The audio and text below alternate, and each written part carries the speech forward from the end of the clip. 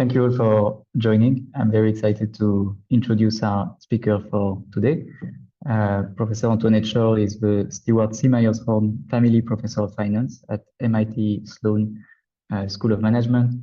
Among other achievements, she holds a PhD in economics from the University of Chicago, undergraduate degree from Germany. She has received several awards, including the Kaufman Prize Medal for Distinguished Research in Entrepreneurship and the Brattle Prize for Best Paper in the Journal of Finance. She's the co-chair of NBER Corporate Finance Group and has served as an associate editor of the Journal of Finance, American Economic Journal in Applied Economics, and the Journal of Economic Perspectives. Since 2020, her interests have included crypto markets, notably with the recent paper, Are Cryptos Different? Evidence from Retail Trading, with her co-authors Shimon Kogan, Igor Makarov, and Marina Missner. And another paper in 2023 on a big event in the world of crypto, not so nice, but an anatomy of a run, the Terra Luna crash, with her co-author Jagang Liu and Igor Makarov in 2023. So I will let Antoinette proceed with her presentation, what's at stake, competition in crypto staking. Thank you, Antoinette. Thank you, Barnabé, and thank you for joining. Today, let me share my slides. So what I would like, this is full screen, right?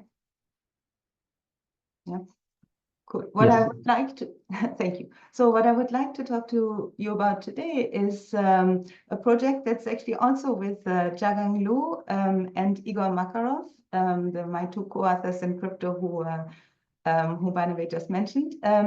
What we are doing in this paper is to look at the staking market, and in particular, I mean, obviously staking in proof of stake cryptocurrencies, and to think about how competition in crypto staking markets work, whether they are competitive, whether they are efficient, and what we can learn from those markets about general delegation in cryptocurrencies. So just, to be a bit more precise, so the motivation that we started with in this paper is that obviously, as you all know, over the last decade, proof of stake has really emerged as the main alternative to the initial proof of work cryptocurrencies like Bitcoin. And this type of consensus mechanism, in this kind of consensus mechanism, what we see is that, broadly speaking, right, validators create new blocks to validate transactions on the ledger. These validators have a higher chance of being selected as validators if they have a larger stake. That's even the name, right? Proof of stake. And they do earn rewards for their work, meaning the service they provide to the blockchain. And then what can happen, and this is in a way where the staking becomes interesting, is they can share them with their delegators. So now, what are delegators, right? Delegators are basically token holders that select different types of trusted validators to stake their tokens with. But if you think about it, right, in the process of doing it, delegators actually start having a role in the governance of the blockchain, because if delegators choose bad validators or don't understand how to allocate their stakes, right, you could end up basically with a market that either has lots of validators that are not doing a good job in actually validating blocks, or, right, and that's the other dimension of it, is if delegators were not very sensitive to the returns that are being provided in the staking market, you could basically end up with a very uncompetitive equilibrium, which then might make actually the process less efficient and maybe more expensive. So so this is the motivation that we came into. Now let me be more precise in the things that I will show you that we can analyze and how we analyze them. So in this paper, what we do is we look at the efficiency of the staking market. And the particular blockchain that we will use, I will get back to this in a little bit, is Cardano. The benefits of Cardano is that all the transactions actually are on the blockchain. And so we can really see what's happening in this market. Now, the specific questions we will ask is, on the one hand, how do delegators choose their validators? But of course, that's only one side of this staking market. The other side then is, how do validators set fees and compete, if you want, in the context of the type of validators that you see, that they also see acting in the market.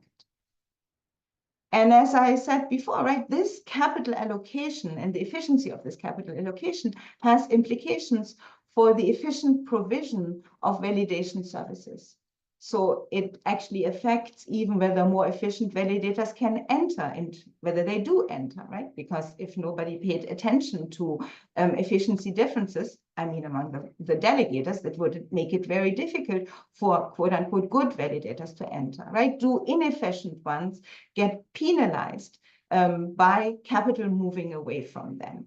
And this is interesting in the crypto world, in our mind, right? Because it really affects the functioning of the consensus mechanism.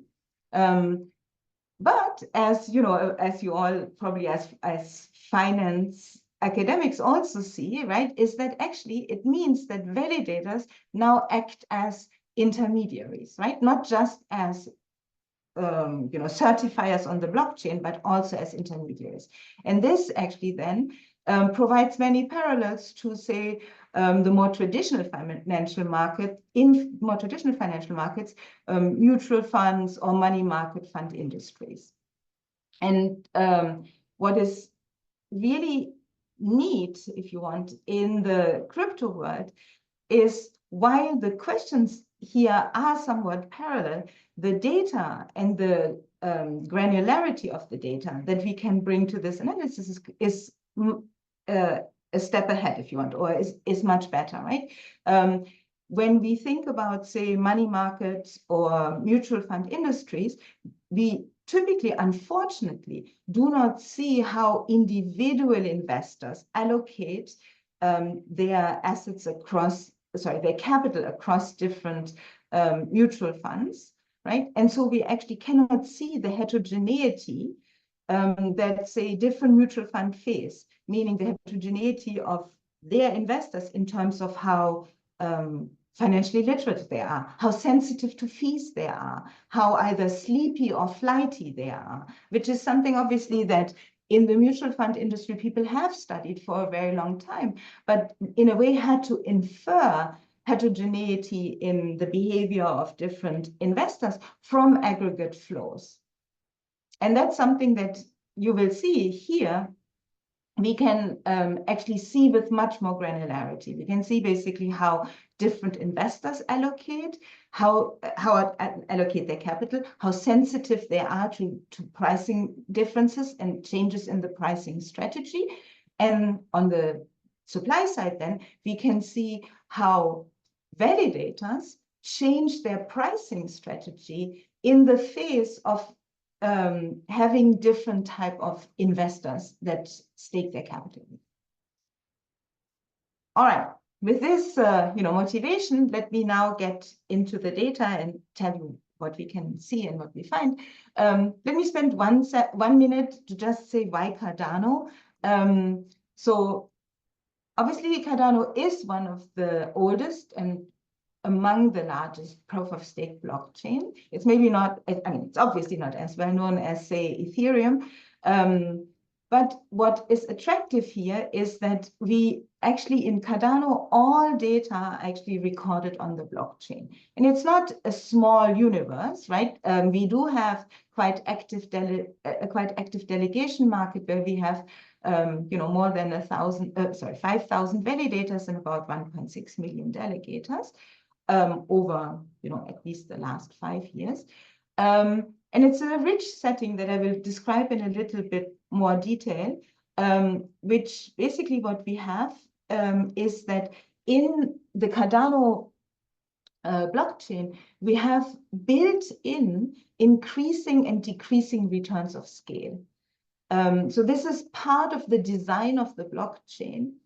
And I promise you I will be more precise about this, but why this is actually attractive from an empirical perspective, and also in understanding the market, right, is because if you have these built-in increasing, decreasing return of scale economies, and we understand in this market how they are set up, it makes it easier for us to test whether validators exploit those scale economies and how delegators react to them, right? Just to give again the parallel to, say, the mutual fund industry, we often don't know whether there are increasing or decreasing returns of scale in the investment choices that different mutual funds make. And therefore, even that dimension, right, is measured with much more noise or error, if you want, in the more traditional financial sector.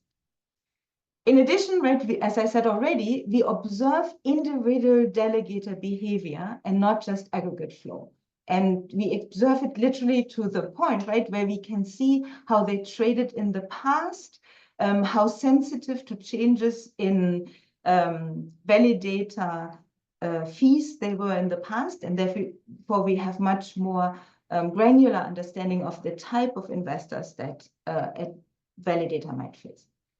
And then finally, and kind of again, right, as an empiricist in financial economics, whenever you want to measure equilibrium changes in pricing strategy, this is very difficult to, say, carefully test the causal direction of how prices change capital flows or whether flows change pricing behavior, right? Because in equilibrium, of course, the two sides react to each other. And we need exogenous shocks to actually see the direction of causality, which normally, of course, right, in financial markets is not so easy to come by. Here, which is quite attractive again, is that we saw several protocol changes that actually exogenously changed the fee structure of Cardano, and therefore we can exploit them to test in a way if fees drive flows or flows drive fees. And again, I will be more precise about it. But this is basically the outline of the talk. Okay, so very briefly, so that you know where we are going, what will be the main results that I will now show you with much more data. First, we see that delegators on average choose validators who higher offer returns, which is good, right? It means this is not a market where people are somehow completely stupid, they don't pay attention, right? Indeed, if you will see actually this market at the margin is quite competitive. So delegators are quite sensitive to fee differences, but there is heterogeneity in the return sensitivity of delegators. And we can even see that larger delegators, those that have more stake with the blockchain, tend to switch delegators more frequently. They are more sensitive. I show you some other dimensions around which delegators seem to pay more attention or not. But that means we can differentiate active from what we call sleepy delegators, those that never change, even if there are much better staking opportunities or higher returns available. So, I will first basically show you how the heterogeneity between different delegators looks. This, of course, because there is heterogeneity, that makes the whole exercise interesting, right? If everybody was extremely sensitive, then validators would have to react immediately and everything would come to equilibrium immediately, right? Because otherwise these delegators would those validators would be kicked out of the market. But given that there is this type of heterogeneity, what we then analyze is how validators set fees, taking into account the delegator composition and the differences in scale economies that the validators themselves face. And here I will show you that larger validators, who are those that benefit more from increasing returns to scale, charge higher fees because they can, right? validators with a higher share of sleepy delegators are also able to charge higher fees in equilibrium, and they do.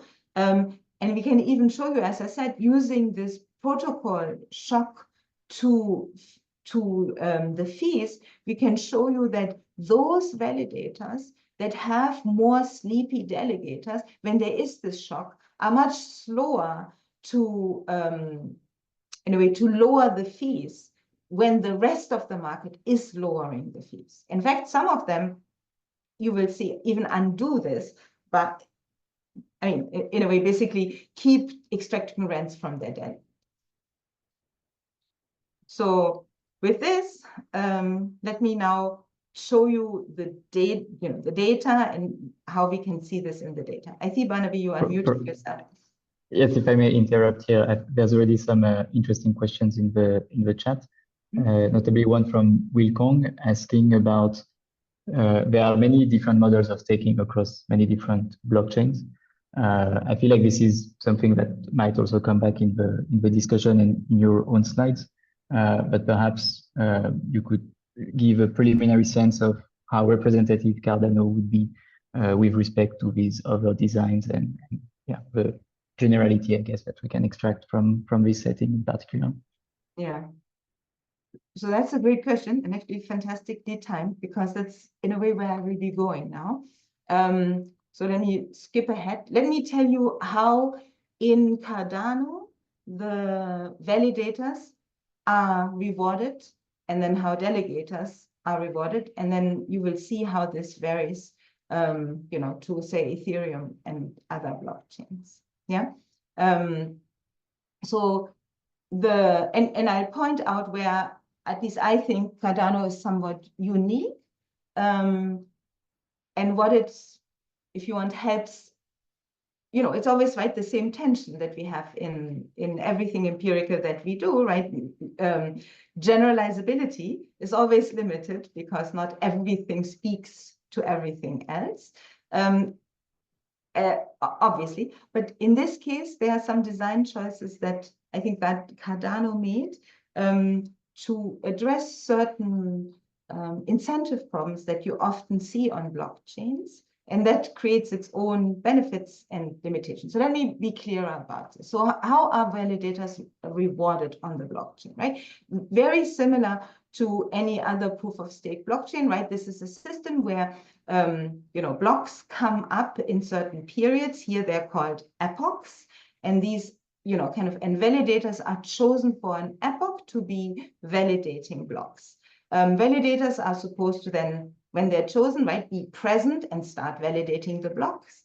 If they are missing, right, they are the block when they are supposed to be validating them, that's of course bad for the blockchain and would delay the process, and then they can be penalized for this by not being chosen in the future for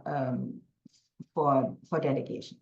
But let's assume that when they are online, the way that the validator rewards are designed here is that individual validators rewards depend on the aggregate reward that Cardano generates in this epoch. And this, of course, if you want, is part of also what's at stake, right? If you start being a bad delegator and therefore people go away from this blockchain, then obviously your rewards will be lower. The second, so that makes sense. The second component here, though, and that's in a way interesting in Cardano, is that the rewards also for an individual validator depend on the validator's total stake, right? The bigger you are, the more rewards you're getting from the blockchain, but it also depends on the validator's own, we call it here own stake, but think about it as their own capital that they're investing, right? Basically the skin in the game that they are putting into the validation pool, yeah? And I will show you, this is exactly where some of the economies of scale come in.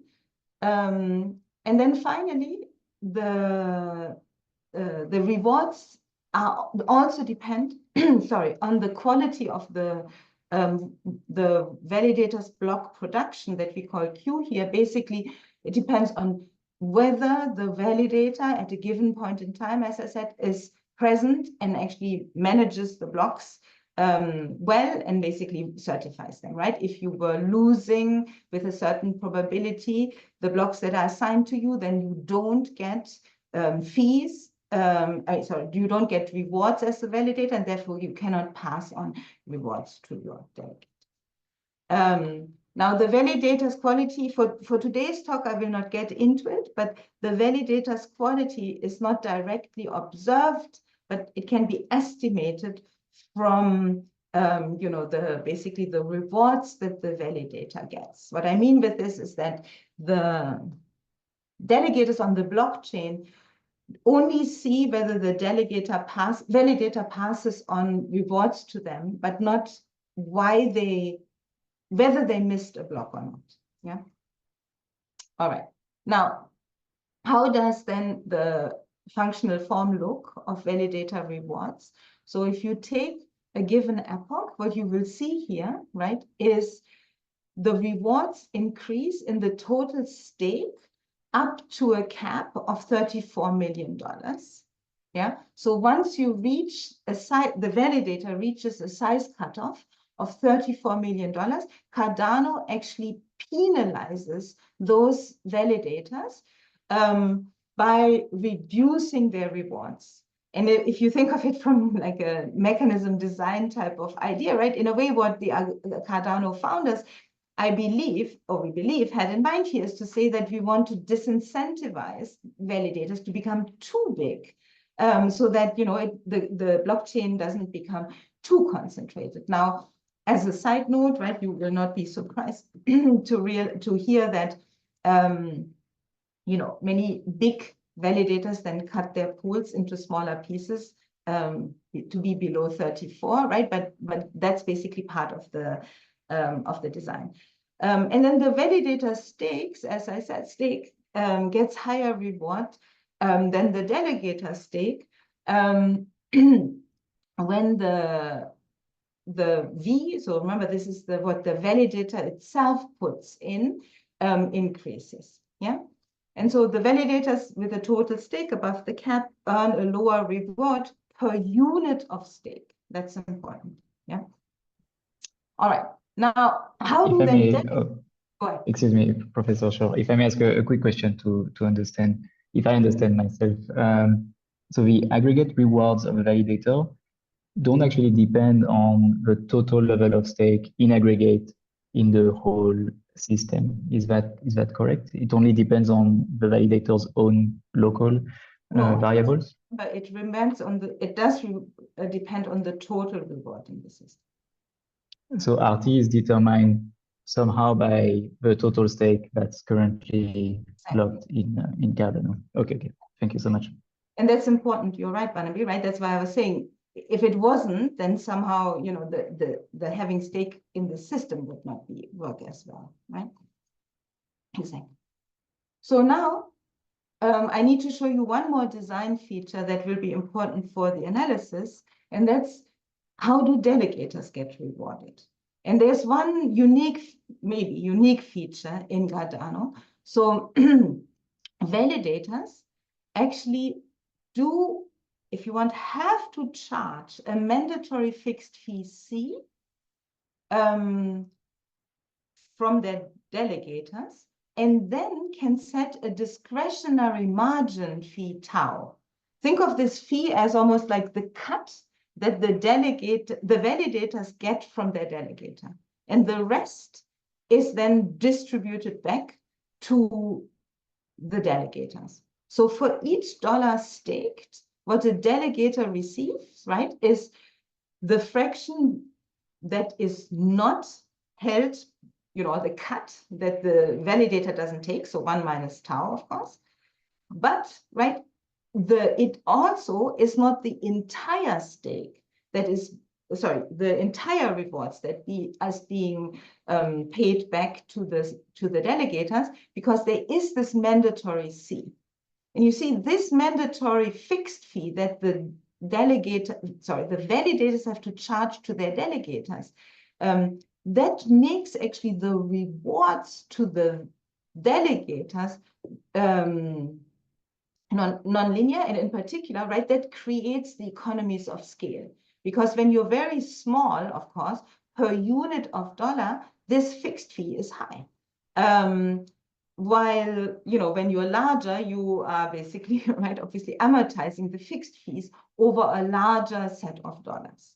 Now, of course, right, and this will be the interesting part here, is that the validators can choose to an extent to undo some of the fixed fee by charging less, right? If I'm very small, I have to be particularly competitive and charge less to overcome this fixed fee that I have to charge you as my customer. And when I'm very large, right, the other way around, of course, I actually have more leeway to charge a higher tau or keep a bigger cut, because smaller guys, right, have this fixed fee that makes them less competitive.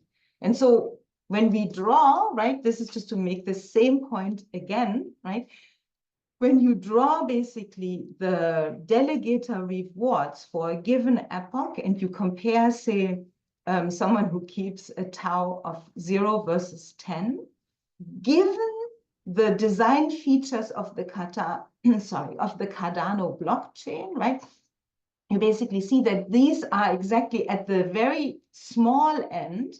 When the funds are very small, the validator pools, I should be precise, are small, right? You have this massive economy of scale. Once you reach, kind of a reasonable size, the economies of scale are somewhat, less dramatic. And then, as I already told you, when you come over a value of $34 million, then, it goes down. So, in other words, delegator return is hump-shaped in total stake. Okay, if I may quickly jump in here. We have a question in the chat so here you've described how the delegators are rewarded based on how they provide their stake.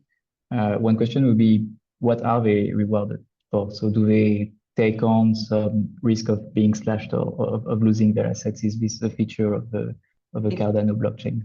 Right, exactly. Right. So they are risking either of losing some of their stake, but also just losing the time that they're staking with a bad delegator. Yeah.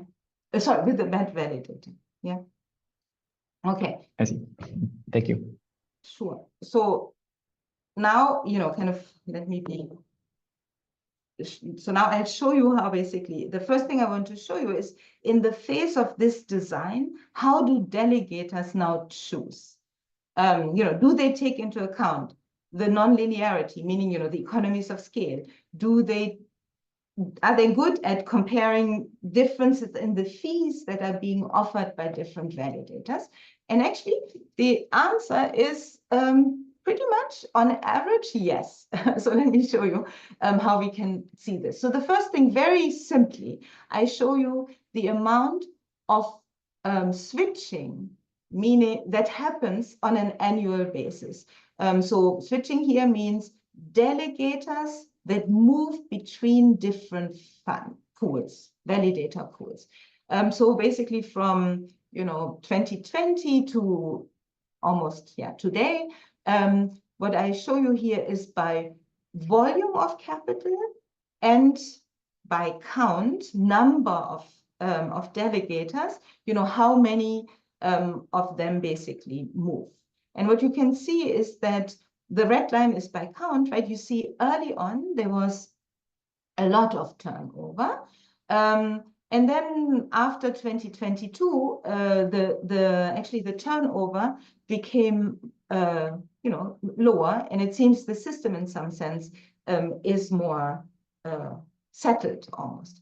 And the way maybe we interpret this is that early on, there was more experimentation, maybe more people trying to learn about the system, and they didn't on both sides, right? Because there were more fee changes, there were also more delegators moving around. And then, after some time, maybe delegators and validators actually settled into more of an equilibrium. This is, of course, why it will be important when we do the analysis to be very careful about, including year or time fixed effects and to compare early versus later times in this blockchain. Yeah. It's also the case, remember I told you, there are kind of almost 1.6 million delegators, but in terms of numbers, right, it's not a huge amount of delegators who switch. So in a way, right, the few delegators or the kind of 20% of delegators that are switching here are in a way doing the work for the entire blockchain to get things into equilibrium. And this, if it is, right, and that's what I will show you also now. Now, the other thing I can show you is that delegators on average are smart in how they switch, because if they just, so far I've just showed you they switch, right? But what if imagine they switch stupidly or randomly to worse validators? That would help no one. But what you can see here is actually delegators on average choose validators who offer higher returns. So what I show you here is, right, what is the average return change that is realized upon a delegator switching from their existing pool to a new pool, right? And you can see, especially, in the last 2 years, that delegators strictly switch to pools that offer them, kind of a significantly higher reward. So that's good news, right? Good news for the fact that delegators here seem to be behaving, on average, at least rational. And it's not an environment where somehow the normal market forces that we would expect in a financial market, are not at play. Now, could we? Sorry. Go ahead, Barnabé. Yeah. Apologies. There's been a few questions in the chat on what may be the source of these returns. I'm wondering if it would be helpful to spend a little bit of time on this. In particular, people have been asking about MEV, minor extractable value, which is a value that the validator can internalize from the ordering or the content of the transactions that they include. Would that be part of the block quality? And can we say something about the presence or the absence of MEV in Cardano? So that's a good question, but the way I understand, so what we have used here is purely the block design rewards. So we didn't look at, MEVs, so that is not part of what we look at here. Now, it's also kind of I need to think a lot about this, but my understanding is that on Cardano, this is much less exploitable, given that everything is actually, kind of on the block and is basically, kind of assigned in a randomized fashion. But it's something, kind of that, it's something that actually we need to think a bit more how we could investigate this. Jagang, if you're online, let me know if I'm saying something wrong. No, I totally agree with what you said, but there's also that Cardano, when they design how validators are chosen to produce blocks, there is a design that kind of prevents them from collecting too much MEV. The reason is that, without getting too much detail, because this is kind of not about how delegators choose validator, but when they validators are elected, they know like 5 days before the block is produced when they're going to be assigned a slot to be eligible to produce a block. So in that sense, there isn't really a real-time auction on who gets to produce the block. So that's MEV in that sense, MEV much smaller. And also, I think in Cardano, DEX is rather small compared to other blockchains. Yeah, I guess if they know in advance, perhaps this allocation problem is not there, but they may still collect some transaction fees, though that again depends on the volume, and I do think it's a bit lower. So yeah, thank you for the precision. Great. Thank you. But, just to be also really clear in what we are showing you here, right? This is really, the block rewards, and then how the delegators are choosing given those block rewards. Yeah. Cool. All right. So with this now, let me finally show you what we can learn about the heterogeneity of different delegators. And what we can see, this is, think of it really like a simple hedonic regression, where we are looking at what predicts the likelihood of that a delegator switches validators. Yeah. And as I told you, right, like we're looking at this in the full sample, but then we always look at everything in the first half of the sample when there was, as I showed you, right, much more turnover, and then the second half of the sample when there was much less. But you can see actually in terms of behavior, that doesn't change. The difference are not very large between the first half and the second half of the sample. What we do see here is basically that larger stakers, larger delegators, are much more likely to be switching validators, sorry. The longer you have been, the age on the blockchain actually makes delegators less likely to switch. And in particular, we also see that delegators who switched before are much more likely to switch again. So that's a very strong, if you want, dimension of persistence, that there are some delegators who switch more than others. And you can see, right, the pseudo R-squares here are actually relatively high for this type of regression.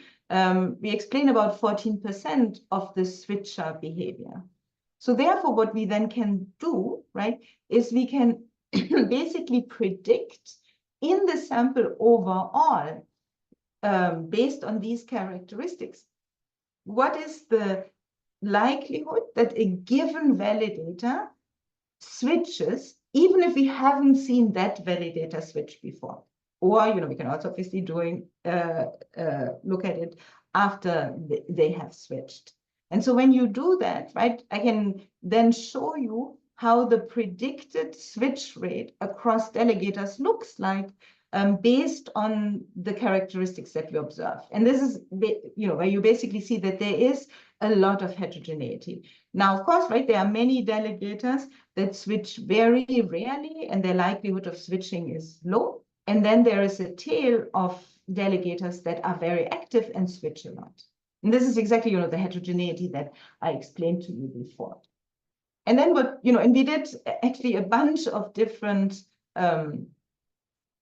specifications, including different type of variables that I don't want to bother you here too much with, but, this type of variation, kind of seems to be very strong. I actually see I see, Jero, a comment, what are the costs of switching, which is a very good point. The main cost of switching actually is, in our mind, is in a way attention. And, paying attention to the blockchain and maybe understand, the mental computational cost of looking across the different pools and understanding how to move. Yeah. Now, the other thing I can do after I show you the heterogeneity in the across validators is to look at how the allocation of these more active versus the more sleepy delegators looks across validator pools.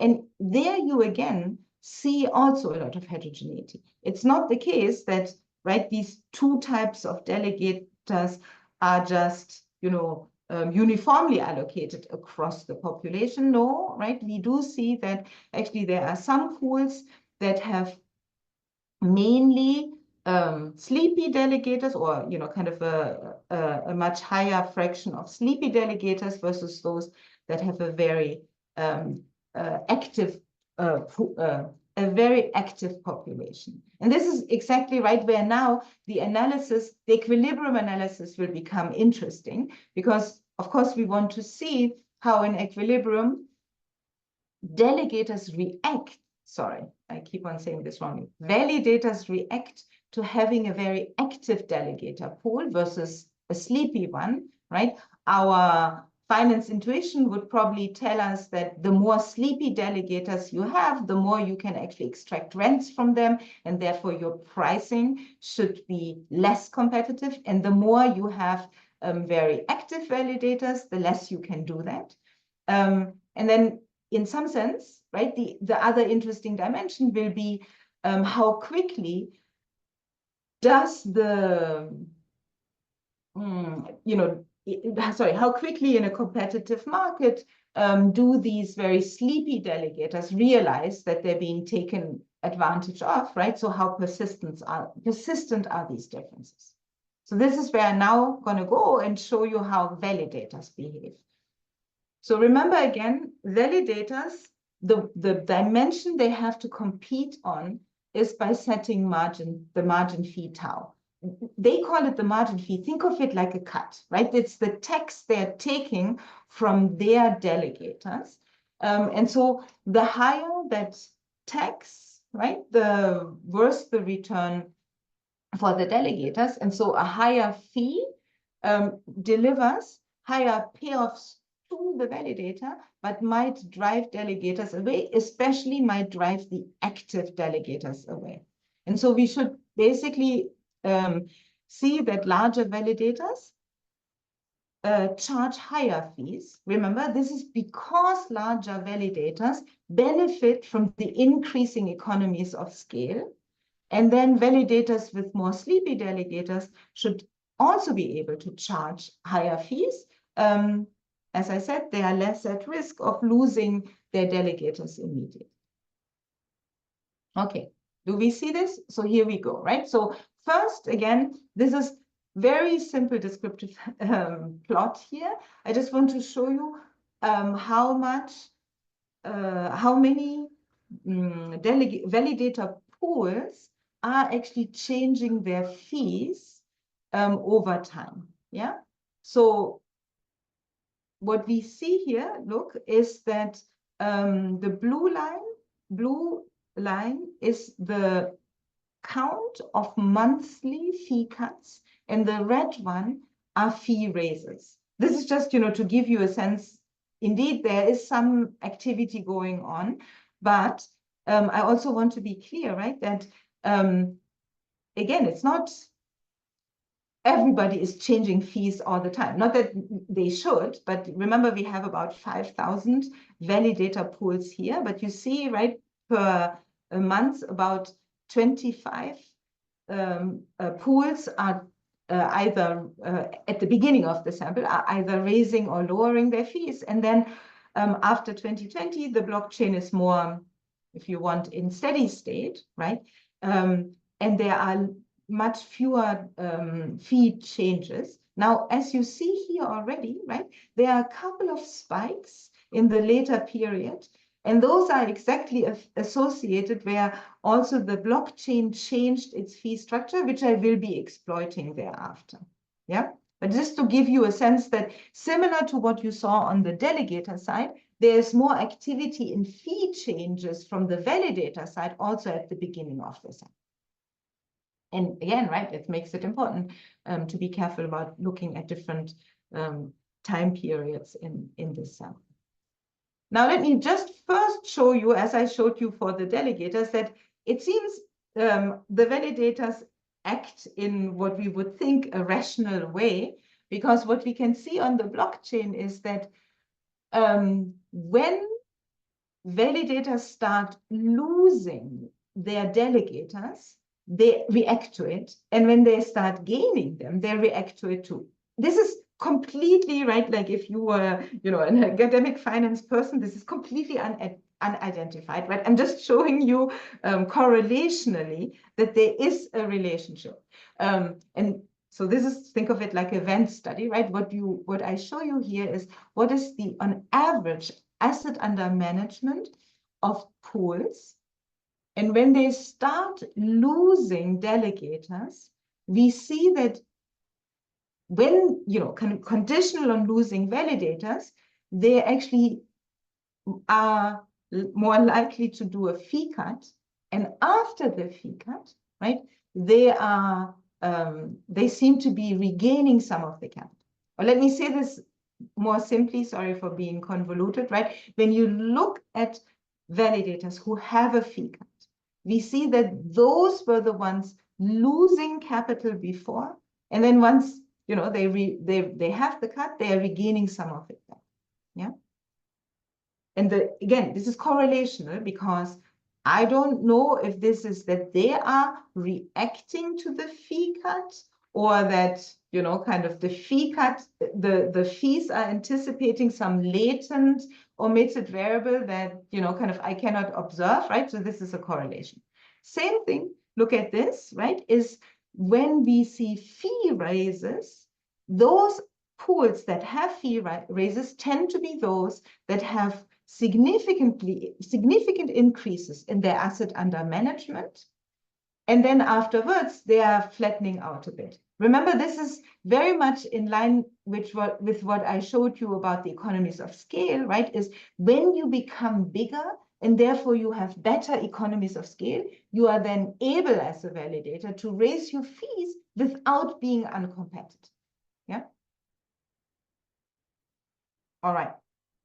Now I can do this in a slightly better way because I can now do this in a regression analysis, right? Where I can analyze how fees change with the size, the stake, and the predicted switching rate of a validator's delegators.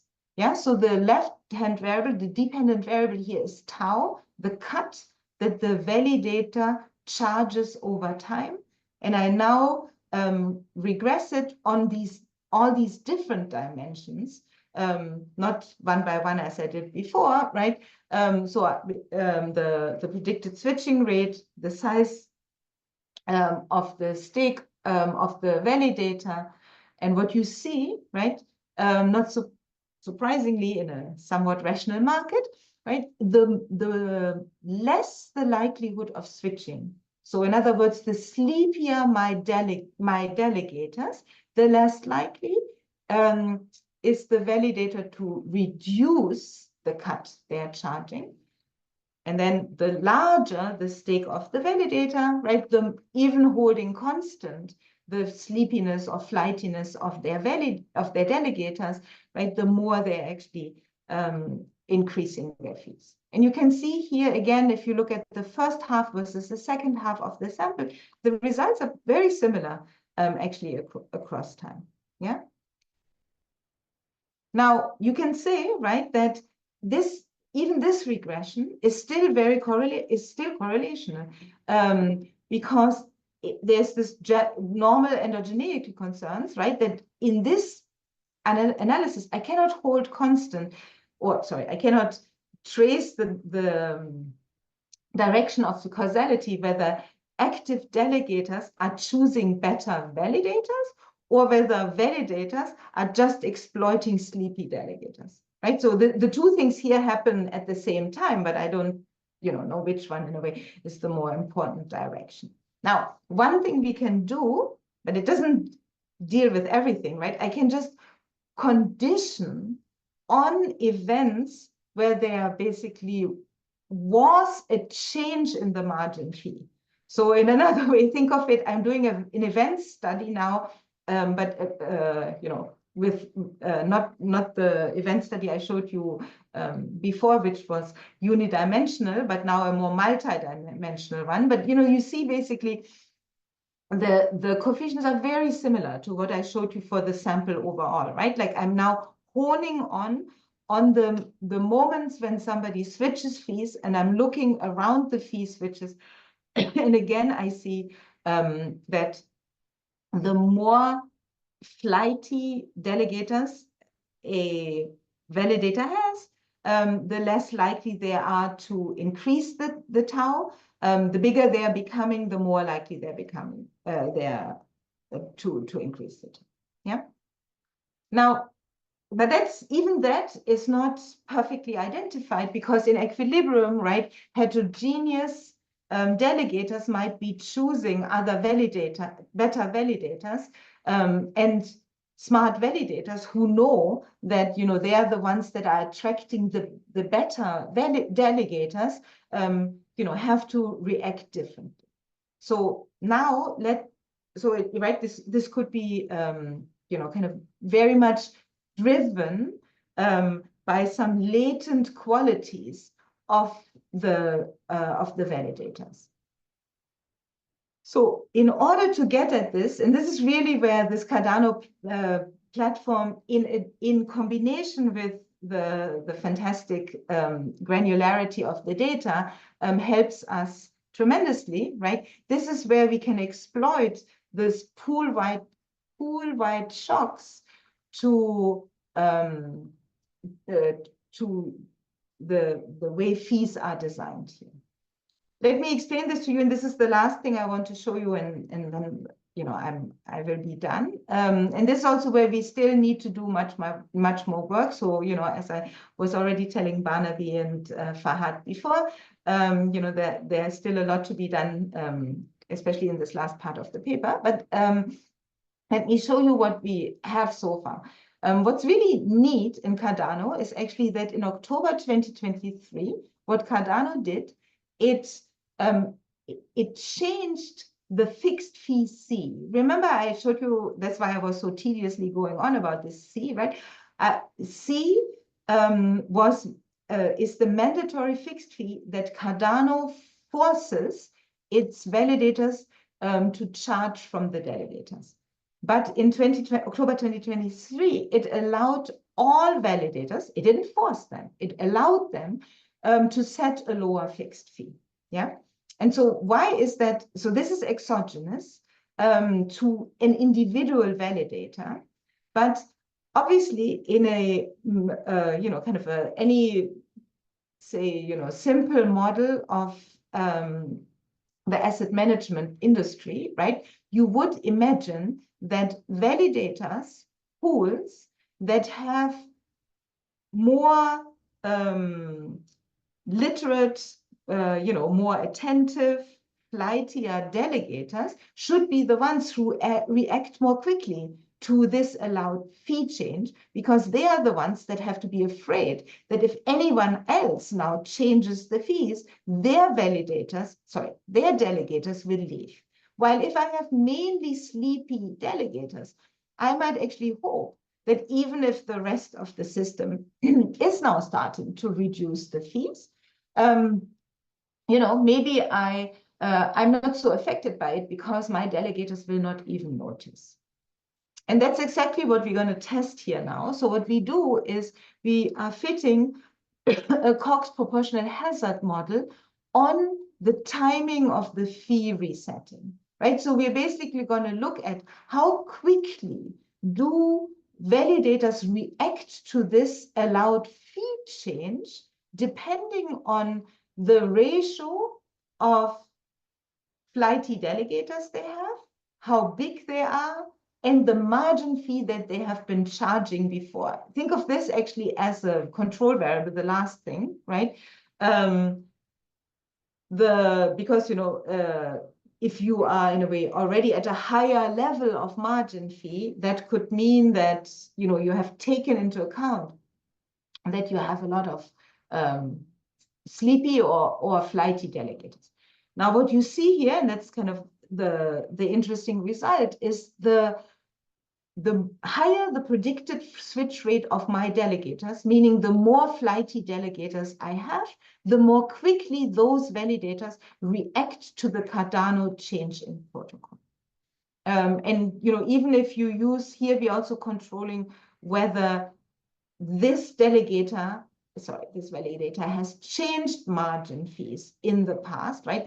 We're controlling for all these things that might be a latent control for how competitive the delegators are that this validator has faced in the past. And all these results basically go in the same direction, meaning that those validators that face sleepier delegators are the ones that can price in this heterogeneity in the investors that they face. And this is really neat, I have to say, from, as an empiricist, because this is something we normally never get to see in other more traditional financial markets, where all we see is whether aggregate flows is, kind of flow more quickly or more slowly between different mutual funds or different money market funds, without, however, knowing whether these flows are a reflection of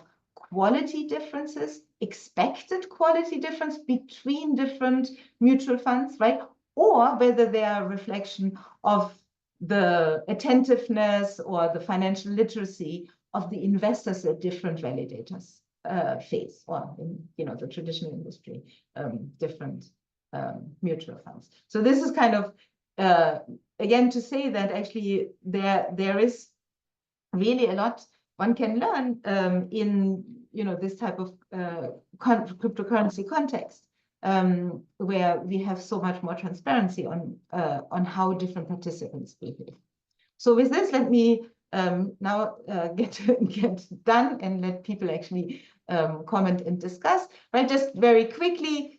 So far, what we are learning from this analysis, basically in this context, delegators on average choose validators who are offering higher returns. So on average, this is really quite a competitive market. Even though there are large differences in the likelihood of switching, so there are sleepy delegators, we do see that these that validators who have sleepy delegators are, quote unquote, exploiting the fact that they have these sleepier delegators.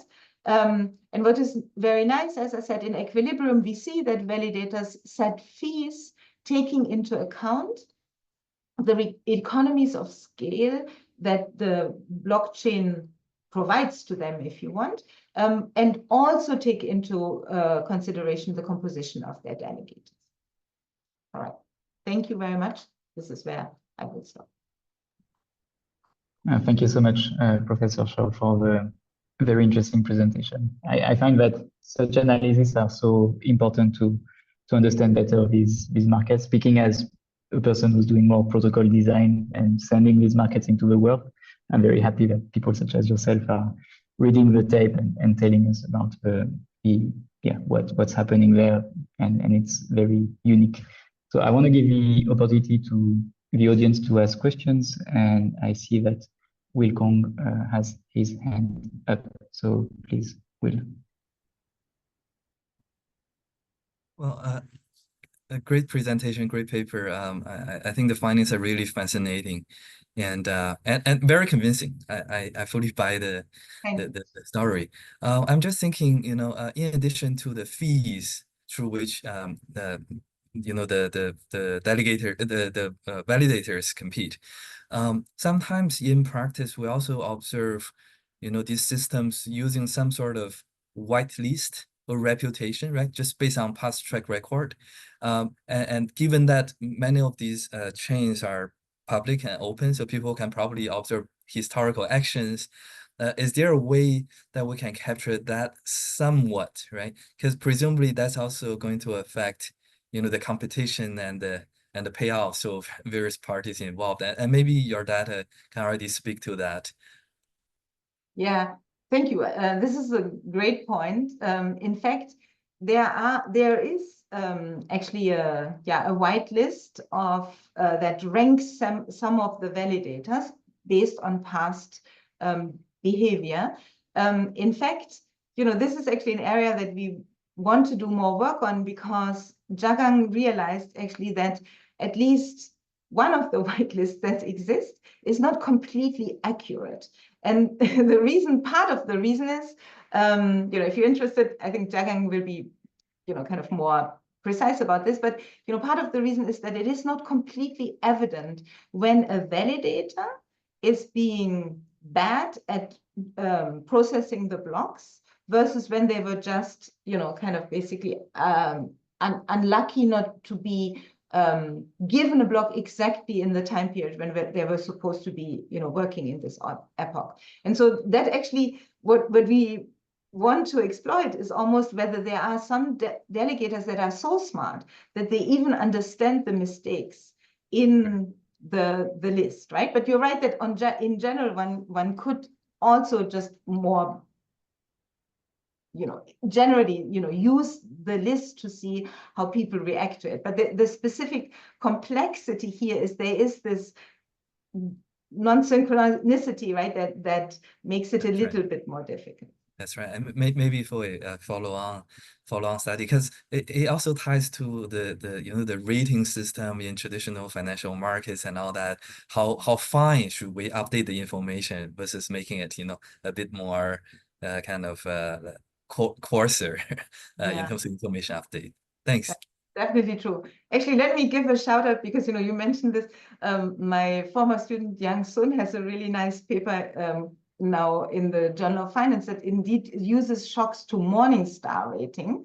And the introduction of differences in Morningstar rating in the traditional financial system, and they do actually are finding very interesting results. So this might be something that we could also do here, even though, again, given what we are finding, this market, the fee differences between the different validator pools are much smaller than typically in the typical mutual fund industry. Got it. Thank you. Thank you, Ben. Yeah. Thank you. We also have a question from Jairo Rendon. Would you prefer to speak? I can allow you to talk. Yeah, thank you. Yeah, my question is about external blockchains. I mean, delegators could move their funds more easily than validators because validators must run the infrastructure. So what do you think might be the impact of returns for delegators in other blockchains to what's happening here within Cardano? So this is it's a great question. I completely agree with you, right? That the fact that there's competition between blockchains it's in general very interesting and important to look at. Obviously, it also means, that sorry, I'm being hesitant because I want to say it the right way. Right, the fact that people can leave a blockchain, of course, is exactly part of the risk to the value of the token, but also a risk to the network externality in the system, right? And I would imagine that in Equilibrium, when we see delegators leave, it should be typically, right, a reflection of the attractiveness or the competitiveness of the whole blockchain. Now, let me say this. In general, I think this is a fantastic thing to study as an empiricist, right? For what we are trying to do, we would now need to be able to somehow parameterize what are the important competitive blockchains that our delegators look at, right? You see what I mean? To make this actionable, kind of this idea, right, that you have, which I think is a really interesting thing to study. But then the question is, what should I assume is the latent pool of blockchains at risk that these delegators are also looking at? You see what I mean? So, and then I would have to parameterize much more.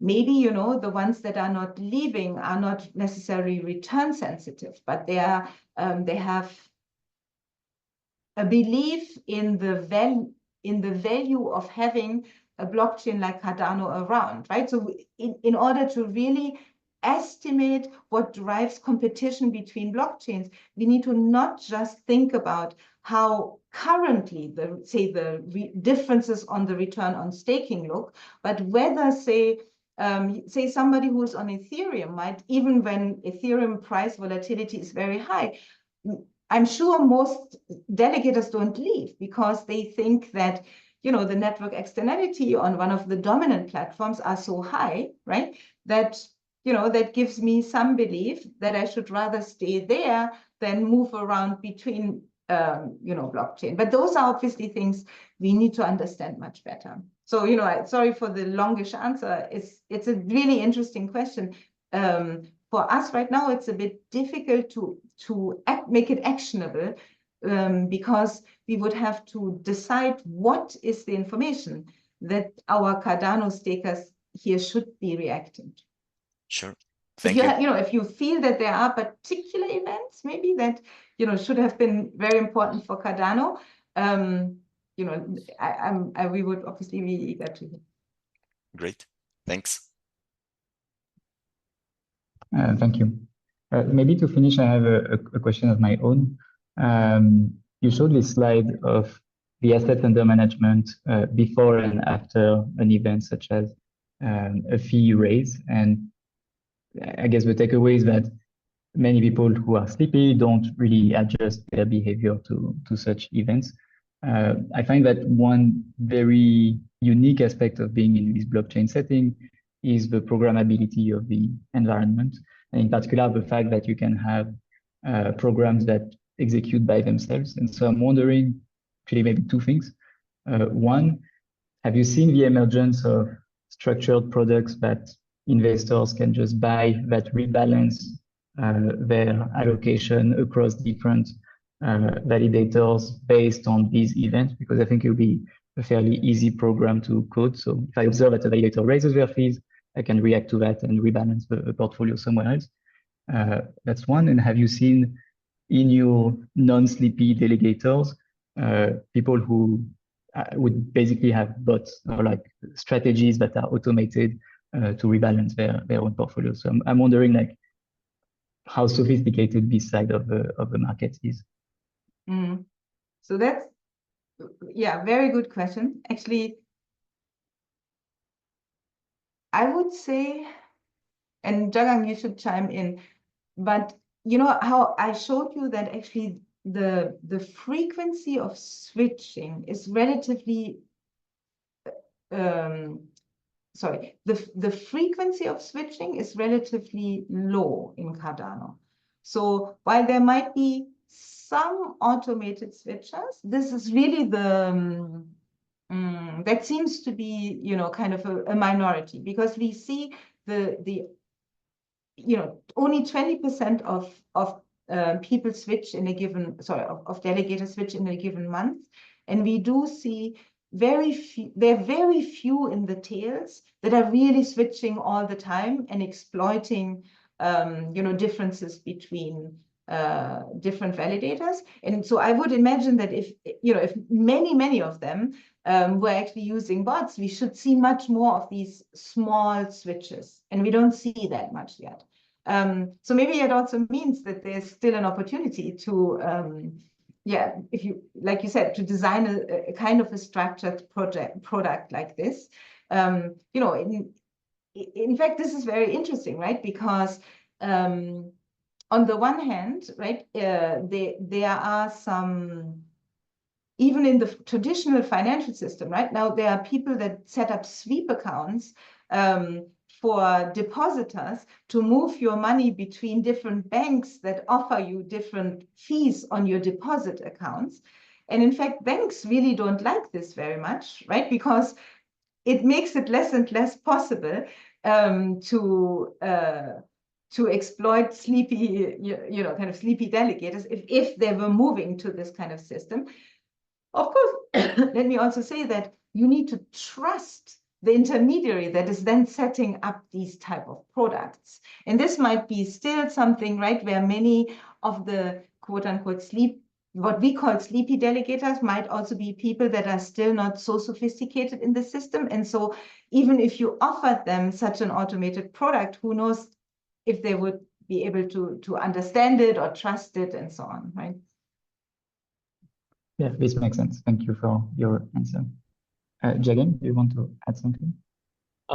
No, I just want to say that that's a very great point that I haven't I just like I was thinking about whether there is a way that I can automatically switch because it's a very low cost. It's supposedly like switching the actual cost, you know, the cost on the blockchain of switching is independent of size, and it's about for less than 10 cents. And yeah, I will look for that. I don't think I have anything in my mind that comes up like this. Thanks. Yeah, thank you for the addition. I guess this is a good place to wrap it up. Thank you again so much for the presentation and the questions from the audience.